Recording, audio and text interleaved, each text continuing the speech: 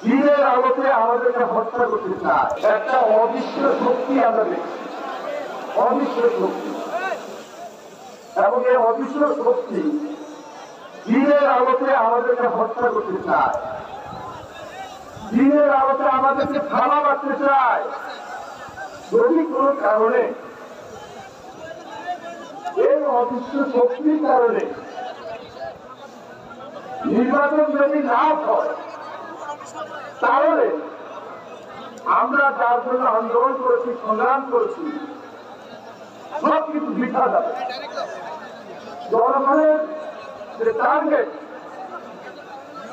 টার্গেটকে সামনে রেখে আমরা লড়াই সংগ্রাম করেছি 15-16-17 বছর, সর্বশেষ জুলাই আন্দোলন, সব কিছু কিন্তু শেষ হয়ে যাবে। তাহলে আমাদের কি করা উচিত?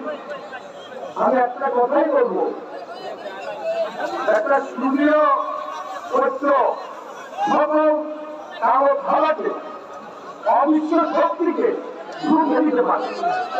সেজন্য কিন্তু আমাদের মধ্যে একটা কঠিন ঐক্যের প্রয়োজন।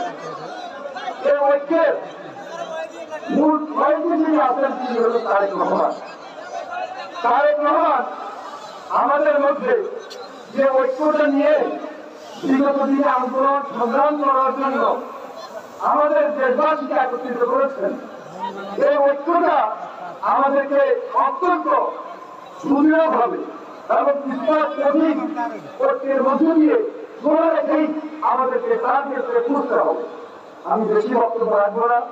আমার মনে হয় আপনারা বুঝতে সক্ষম হয়েছিলেন।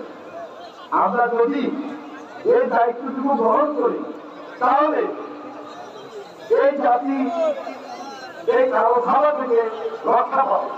সেজন্য পশ্চিম বিরোধী ছাত্র আন্দোলন বিগত 15-16 বছরে ছাত্র জনতার আন্দোলন, বিএনপির নেতৃত্বে সকল রাজনৈতিক দল আমরা যে ঐক্য স্থাপন করেছি, এই ঐক্যকে ধরে রাখাটা আমাদের খুব জরুরি হয়ে পড়েছে।